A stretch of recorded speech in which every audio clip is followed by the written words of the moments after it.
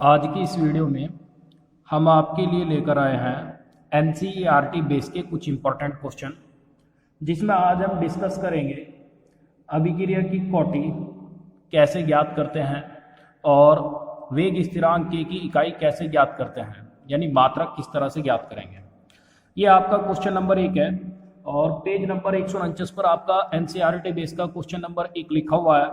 तो इस क्वेश्चन में मैंने यहाँ पर भी लिखा हुआ है क्वेश्चन, देखिए लिखा हुआ है क्वेश्चन, निम्नलिखित अभिक्रियाओं में, ये अभिक्रिया हो गई 1 2 3 4 अभिक्रिया दी है, मतलब 4 क्वेश्चन हो गए ये में वेग व्यंजकों से, इनके सामने ही इनके वेग व्यंजक दिए गए हैं, यानी वेग बराबर हो गया के NO2 का होल स्क्वायर, NO का NO की कॉन्सेंट्रेशन की पावर 2 हो गई यहाँ पर, ठीक है ना। तो निम्नलिखित अभिक्रियाओं में वेग व्यंजकों से इनकी अभिक्रिया की कोटि ज्ञात करनी है तथा वेग स्थिरांक की इकाई यानी वेग स्थिरांक का मात्रक भी हमें ज्ञात करना है। ये क्वेश्चन में हमें बताना है। तो देखिए इसके लिए सबसे पहले हमें एक तो अभिक्रिया के वेग का मात्रक इसका पता होना चाहिए और दूसरा अभिकारकों की मोलर सांद्रता का मात्रक हमें पता होना चाहिए, तब जाकर हम अभिक्रिया के वेग स्थिरांक के की इकाई हम ज्ञात कर सकते हैं। तो मैं यहां पर लिख देता हूं जो आपको लर्न करना है इसमें, अभिक्रिया के वेग का मात्रक, वेग का मात्रक,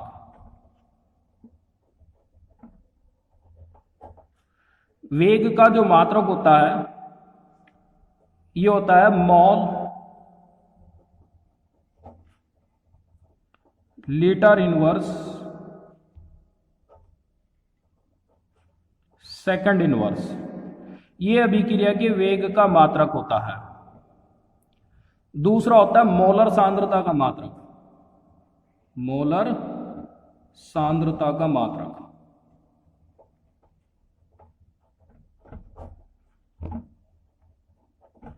मोलर सांद्रता का जो मात्रक होता है यानी मोलर सांद्रता की जो इकाई होती है ये होती है mole litre inverse, mole litre inverse या मोल प्रति लीटर कह सकते हैं, मोल प्रति लीटर, या प्रति लीटर को ऐसे भी हम लिख सकते हैं कि मोल बटे लीटर, या हम इसे इस तरह से भी लिख सकते हैं mole litre inverse, mole litre inverse हो गया, ठीक है ना। तो अब देखिए इन दो मात्रकों से, एक तो अभिक्रिया के वेग का मात्रक लर्न होना जरूरी है और दूसरा अभिकारकों की मोलर सांद्रता का मात्रक होना लर्न होना जरूरी है। जब ये दोनों मात्रक आपके याद होंगे तो आसानी से आप किसी भी अभिक्रिया के वेग से वेग स्थिरांक के की इकाई ज्ञात कर सकते हैं।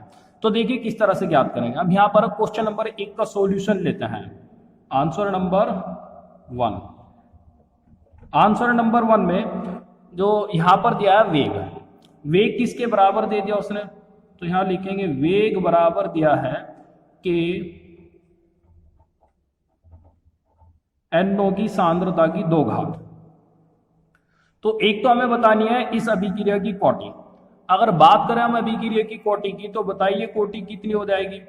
मैंने आपको अभिक्रिया की कोटि की परिभाषा में बताया था, किसी अभिक्रिया के वेग व्यंजक में प्रयुक्त अभिकारकों की सांद्रताओं की घातों का योग अभिक्रिया की कोटि कहलाता है। ये इसकी डेफिनेशन होती है अभिक्रिया कोटि। अब ये पहली अभिक्रिया दी थी 3NO + N2O + NO2, ये पहली अभिक्रिया का वेग दे दिया, वेग के बराबर NO की सांद्रता की 2 घात दे दी यहाँ पर, ठीक है। तो अभिक्रिया की कोटि कितनी हो जाएगी, वेग व्यंजक में प्रयुक्त अभिकारक NO है और इसकी सांद्रता कितनी घात है, 2 घात है, तो अभिक्रिया की कोटि यहाँ पर 2 हो जाएगी, है ना। सिंपल। एक तो कोटि हमने ज्ञात कर दी, दूसरा क्या निकालना है, वेग स्थिरांक की इकाई ज्ञात करनी है, यानी वेग स्थिरांक का मात्रक ज्ञात करना है। वेग स्थिरांक मतलब के का मात्रक। यहां से देखो के का मात्रक कैसे निकाल लेंगे। एक तो अभिक्रिया के वेग का मात्रक, अभिक्रिया के वेग का मात्रक बताओ क्या होगा। अभिक्रिया के वेग का मात्रक होता है mole litre inverse second inverse, वेग का मात्रक mole litre inverse second inverse. ये अभिक्रिया के वेग का मात्रक हमने लिख दिया। के का मात्रक हमें निकालना है, नहीं वेग स्थिरांक का मात्रक, तो यहां लिखेंगे के का मात्रक और गुना में NO होती है मोलर सांद्रता। ये अभिकारक NO की मोलर सांद्रता होगी। अभिकारक NO की जो मोलर सांद्रता होती है, मोलर सांद्रता का मात्रक होता है मोल बटे लीटर। तो NO का जो मात्रक हो गया मोल प्रति लीटर हो गया, मोल प्रति लीटर, या मोल बटे लीटर भी हम इसे लिख सकते हैं। लेकिन दो घात है, जैसे कि स्क्वायर है ना यहाँ, तो यहाँ मोल का स्क्वायर और लीटर का स्क्वायर, हम इसे क्या लिखेंगे, मोल का स्क्वायर लीटर का स्क्वायर हो गया। ये लीटर का स्क्वायर है, इधर बटे में है तो इधर गुना में जाएगा, ये इधर गुना में है तो इधर बटे में आ जाएगा। तो देखो k का मात्रक क्या बन जाएगा, ये आएगा k का मात्रक बराबर, k का मात्रक बराबर होगा वेग स्थिरांक, वेग का मात्रक तो जू का तू रहेगा, मतलब mole litre inverse second inverse, ये तो हमने जू का तू लिखा। ये जो बटे में लीटर स्क्वायर था इधर कहां जाएगा, गुणा में, मतलब mole litre inverse second inverse के साथ गुना में आ गया, तो गुना में लिख दिया हमने ही कहीं सी लीटर स्क्वायर, लीटर स्क्वायर। इस सारे के बटे में ये मोल स्क्वायर ये k के मात्रक के साथ गुना में था, तो जब राइट हैंड साइड में आएगा मतलब इधर आएगा तो mole litre inverse second inverse के बटे में आ जाएगा, यानी बटे में क्या हो जाएगा यहां पर आकर ये मोल स्क्वायर। तो देखिए k का मात्रक क्या बन जाएगा, अब आसानी से तुम्हें दिखाई दे रहा होगा k का मात्रक क्या निकल कर आएगा। तो यहां लिखेंगे k का मात्रक बराबर, यहां मोल की दो घात है, यहां मोल की एक घात है, तो दो घात में से ही एक घात घट जाएगी, एक रह जाएगी, लेकिन लिखेंगे इसे ऊपर, मतलब मोल इनवर्स बन जाएगा। ये दो में से एक चली गई ना, तो कितनी रह गई, एक रह गई, ठीक है। अब अपॉन में हमने इसे लिखा नहीं, तो इसलिए मोल इनवर्स लिखेंगे।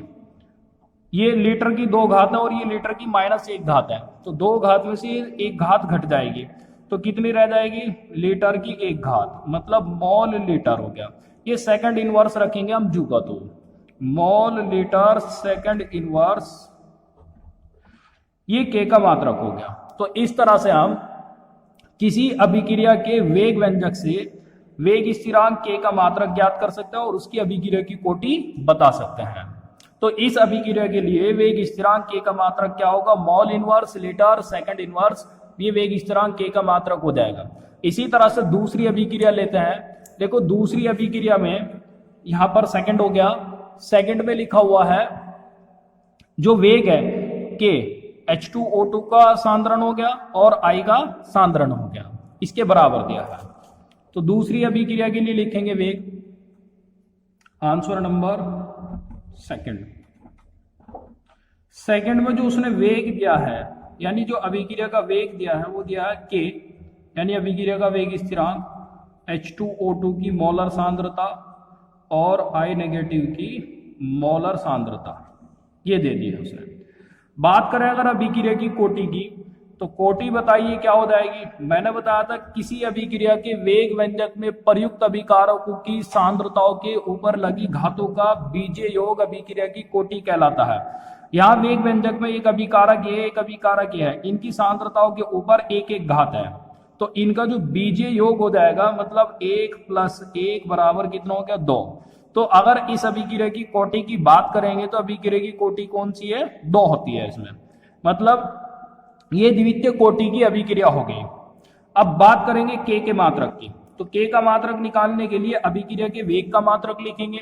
अभिक्रिया के वेग का मात्रक अभी मैंने आपको बताया है क्या होता है, mole litre inverse second inverse बराबर होगा k का मात्रक, k का मात्रक गुना में H2O2 की मोलर सांद्रता होगी इसका मात्रक। इसका मात्रक क्या होता है, मोल बटे लीटर होता है, जो कि मैंने अभी आपको बताया, या मोल लीटर इनवर्स कह लो इसे, लो ऐसे ही लिख लो, मोल बटे लीटर गुना में ये I नेगेटिव हो गया।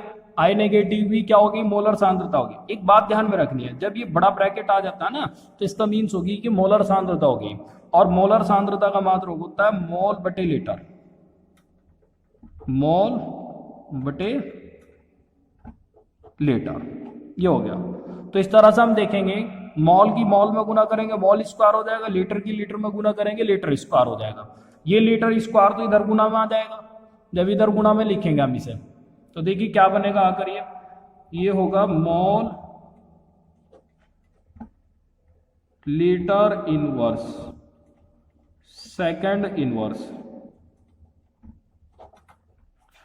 ये लीटर स्क्वायर हुआ है ना, ये इधर बटे में है तो इधर आ गया गुना में, लीटर स्क्वायर। इस सारे के बटे में हम लिखेंगे, ये मॉल की मॉल में जब गुना करेंगे तो मॉल स्क्वायर बन जाएगा, और ये मॉल स्क्वायर इधर गुना में है, लेफ्ट हैंड साइड में आएगा तो बटे में आ जाएगा, तो इधर लिखेंगे मॉल स्क्वायर। बराबर में क्या बच गया, के का मात्रक, यानी वेग स्थिरांक के की इकाई। तो देखिए के का मात्रक क्या बन जाएगा, के का मात्रक बराबर होगा, सोल्व कर दो अभी से, यहां मोल की एक घात है, यहां मोल की दो घात है, तो दो में से एक जाएगी, मोल की एक घात बचेगी, लेकिन मोल का विलोम हो रहा है ना तो इसलिए मोल इनवर्स कहेंगे। यहां लीटर की दो घात है और यहां लीटर की माइनस एक घात है, तो दो में से एक माइनस हो जाएगी, तो कितनी रह जाएगी, लीटर की एक घात, मतलब लीटर कहेंगे खाली, वो सेकंड इनवर्स जू का तो होगा। तो इस अभिक्रिया के लिए के का मात्रक क्या आ गया, यानी वेग स्थिरांक के की इकाई आ गई mole inverse litre second inverse आ गई, मतलब जो पहले थी वही आ गई, क्योंकि जो पहली अभिक्रिया थी वो भी द्वितीय कोटि की थी और जो दूसरी अभिक्रिया है वो भी द्वितीय कोटि की अभिक्रिया ही है। आगे के दो क्वेश्चन आपके लिखे हुए हैं इसी में ही, वे आपको स्वयं करने हैं, अपना आप करना है, ट्राई करोगे, बहुत आसान क्वेश्चन है और इंपॉर्टेंट क्वेश्चन भी है। इस तरह से आज आपका ये रासायनिक बलगतिकी वाला लेसन जो है कंप्लीट हो जाता है, क्योंकि मैंने इसके कई सारे न्यूमेरिकल आपको क्लास में बता दिए थे, वे आपको अपनी नोटबुक में करने हैं। और कल की जो वीडियो थी, कल की वीडियो में मैंने आपको समझाया था सक्रियण ऊर्जा, और उससे पहली वीडियो में मैंने आपको समझाया था आर्हीनियस समीकरण समझाई थी, ठीक है। तो इन सभी को अच्छी तरह से करना है, कि ऐसा नहीं है कि स्कूल नहीं खुले आप बिल्कुल पढ़ाई छोड़ दो, तो पढ़ाई पर अपनी ध्यान देना है, रेगुलर क्लास करते रहना है। कल हम नए चैप्टर से शुरुआत करेंगे। Thank you for watching.